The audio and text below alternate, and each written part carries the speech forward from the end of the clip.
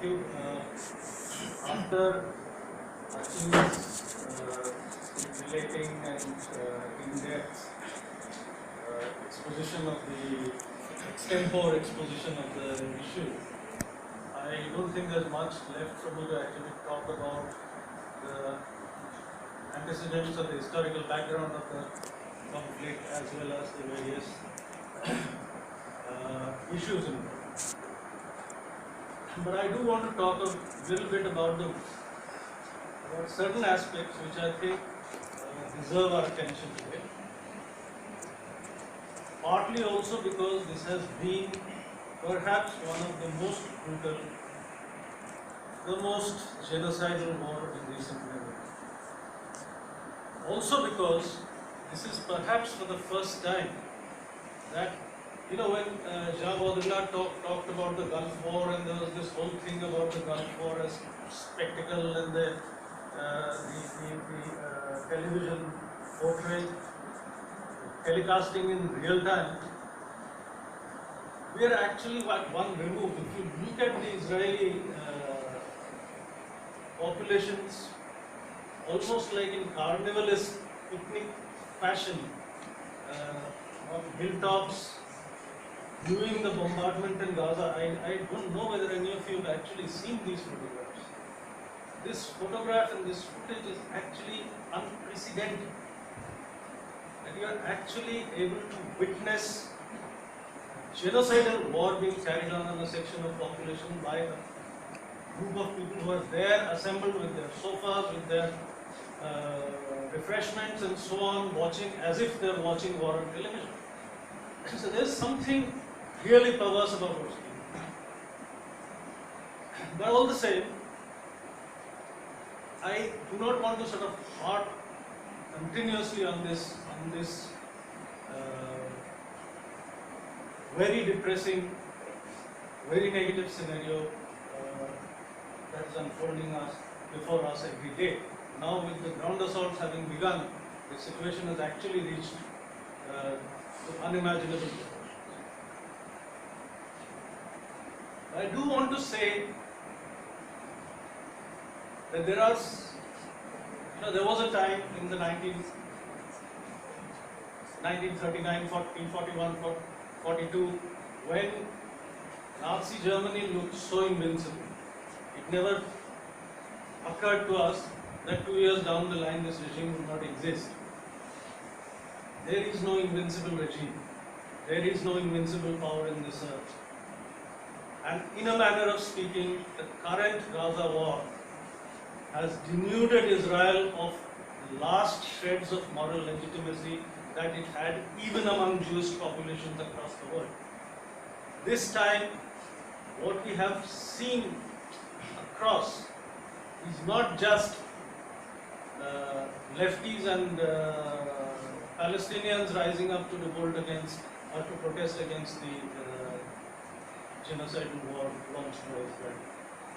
Jews across the world, including in Israel, so much so that for the first time, fascist gangs are actually out to suppress voices of dissent inside Israel. I'm not sure again whether you've actually followed these stories, but there are innumerable stories of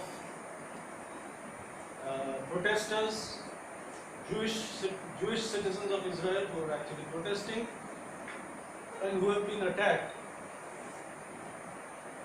by these fascist gangs, whose primary purpose is of course to lynch and kill Arabs, but who are also going around killing and attacking protesters against Israel's war. So this is an unfolding scenario which actually shows Israel today, except for, Hachin rightly pointed out, so far as the governments are concerned, and in fact actually there is one single prop of this Israeli regime, and that is the US government. And that alone is actually what is sustaining this.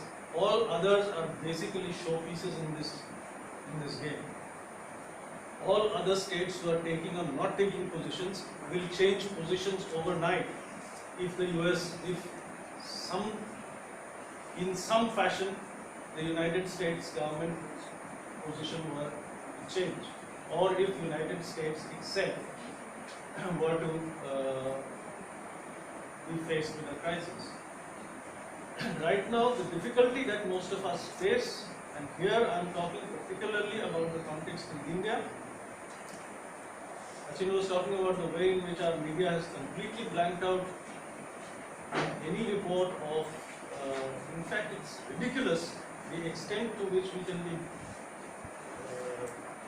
completely blind to the way in which such a major development on the international scale is taking place, and our media seems to be completely oblivious. Yet,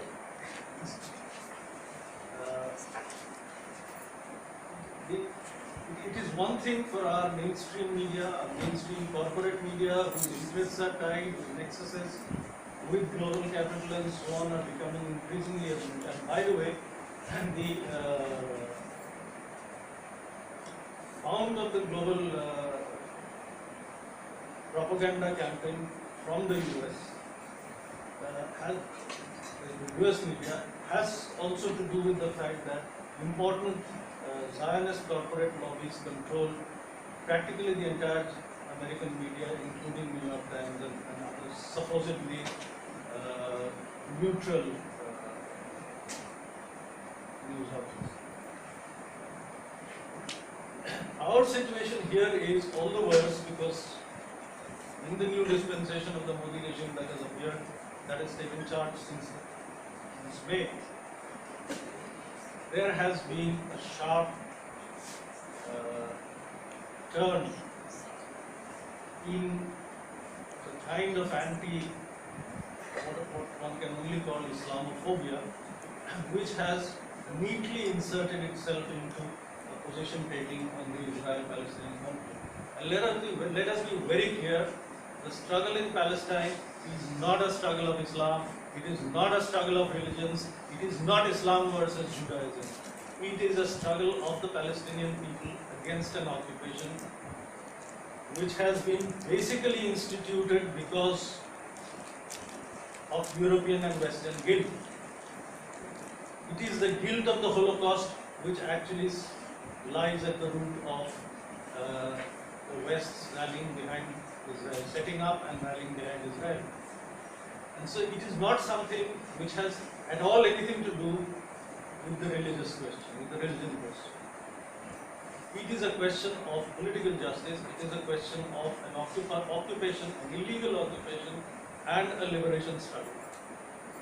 And on that, I do not think that there is any scope for any doubt in our minds as to where we or any right-thinking people should be standing. Now,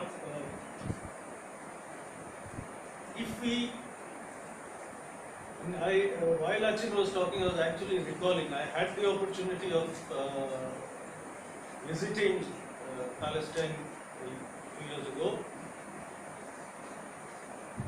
And there are interesting ways in which, when he referred to the South African issue, there are interesting ways in which this parallel has come up, and this is something I want to link to our question of the struggle and what we can do here. It was actually only a few years ago when what has now come to be known as the apartheid wall, which runs practically through the Palestinian territory, that when that was being built, and that was when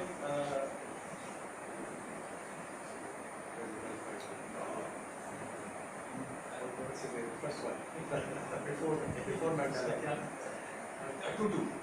Yeah, Desmond Tutu had visited Palestine, and the immediate connection that he could make, for a South African it was stark. The immediate connection that he could make was with apartheid. And it is actually from then that a very close connection politically and in strategic terms, in terms of the liberations and the struggle internally, has been made with the question of apartheid and its more generalized paradigm being implemented now in Israel. So the question of apartheid became, and it is actually in some ways even more devious than the South African apartheid. The South African apartheid, there were areas where there were townships, and then there were these white areas. People from townships would come with their passes, work in the white areas, and go back. But here, what you have is actually more and more devious ways in which, of course, it's not easy for Palestinians to cross over into Israeli governed areas. There are continuous checkposts if you have to visit from Ramallah to Jerusalem, which is a common area, Jerusalem or Bethlehem and so on. But if you are actually going to visit Israeli settlement areas, those are completely out of, they are not accessible by any Palestinian.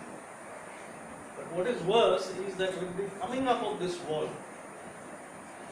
so you have a Palestinian village on one side, you have another Palestinian village on one side, and now the wall runs right through it. So earlier where you could actually cross over in 10 minutes onto the other side, now you have to actually go around like a 30-kilometer detour to reach what was perhaps a 10-minute walking distance. In every possible way, until talked of water, if you actually want to just look at the landscape of Israel, you can easily identify the Jewish settlements from the Palestinian areas by one thing: the black syntax tanks which you will see in every Palestinian settlement, because because the Jewish settlements have 24-hour running water. Whereas in Palestinian areas, you have to have, the water comes only for fixed hours in the day. You have to stop your water. Often that can be, it's also seriously contaminated water at times. The water issue in Gaza is of course an altogether different issue. That I think Achim may be able to talk at length in the question answers. But what we see in these non-blockaded areas, these are not the areas where, unlike Gaza, these are not under blockade. So I am telling you about these areas. In Gaza, things are much far worse, because it is actually completely impossible to go in and out, or even in terms of its economic transactions. It's being practically starved to death. Its water is it is estimated that in another 10 to 15 years, Gaza will run out of drinkable potable water. It is in that condition that the demand for the lifting of the blockade of Gaza has been had. That is one of the key things that is at issue in the Hamas demand, the lifting of the blockade. So, this is the broad picture of everyday life of an average Palestinian in a land that always belonged to them, but which was, as I said, part of a continuing Western guild after the Holocaust. Eventually took the shape of installing practically what can only be called a Zionazi regime in Israel. People get very offended because they smell some kind of anti-Semitism in this. But the fact is that the Zionist state is practically replicating every single thing that the Nazis had practiced against the Jewish population in Germany, that is being replicated on the Arabs and Palestinian Arabs in Palestine. Finally, one small part, and then I want to just also touch on another aspect. There have been reports lately that during the anti-Israel protests in some parts of Europe, notably France, there have been anti-Semitic attacks. It started with an attack on the synagogue, which has been followed up then by a number of attacks on Jewish establishment shops and so on and so forth. And this report has been provided through a number of sources, including fairly dependable sources like Huffington Post. However, as I was sort of plodding through some of the details of this incident and trying to locate what happened, I also came across another set of reports which was later confirmed by the head of the synagogue which was supposed to have been attacked, that actually it was the Zionists of the Jewish Defense League who had provoked this. When the demonstrators came, the attacks began from this side in order to provoke a counter-attack. Now, there is no justification. I think this is one of the most dangerous situations because Israel finds itself today in complete isolation from world public opinion, that Zionists want this anti-Zionist feeling to move into an anti-Semitic direction, which is why there are continuous efforts being made to provoke and to see that the anti-Israel demonstrations turn into anti-Semitic and attacks on Jews in general. That is something that obviously, of course, there is not a problem for us, but that is something which one has to guard against continuously. One small point with which I will close. It was in the last few years, partly with the complete disillusionment of the local Palestinian population with the Palestinian Authority, both the West Bank, Fatah Mahmoud Abbas regime, as well as the Hamas. Hamas won the election, it is true, but there have been a lot of rumblings and opposition to Hamas also internally, especially in the wake of the Arab Spring, and there was actually a lot of independent youth mobilization which in fact forced Hamas and Fatah to come to the table and to sort out their, or at least put in abeyance their internal differences. But at another level, the overall disillusionment and anger against the Palestinian Authority in both these areas, more with Hamas, more with Fatah, but also in the Gaza area, has been in evidence in the last few years.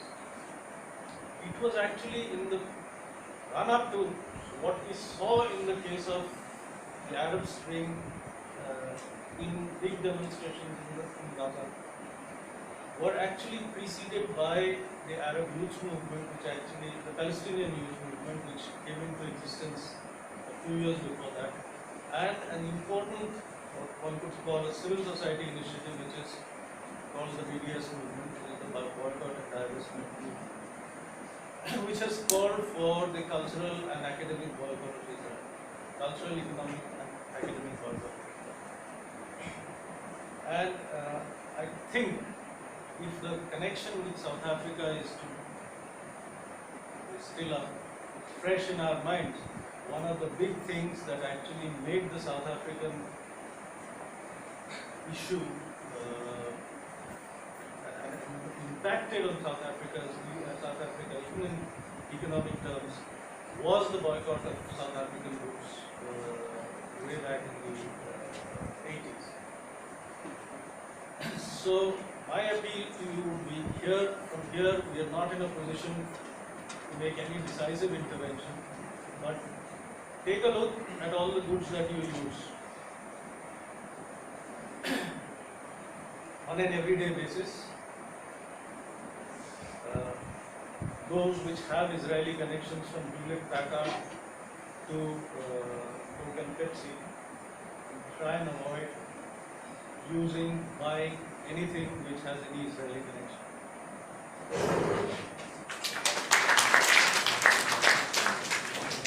Thanks Aditya once again for a very extensive look into the everyday life of academic occupation. There are two or three things that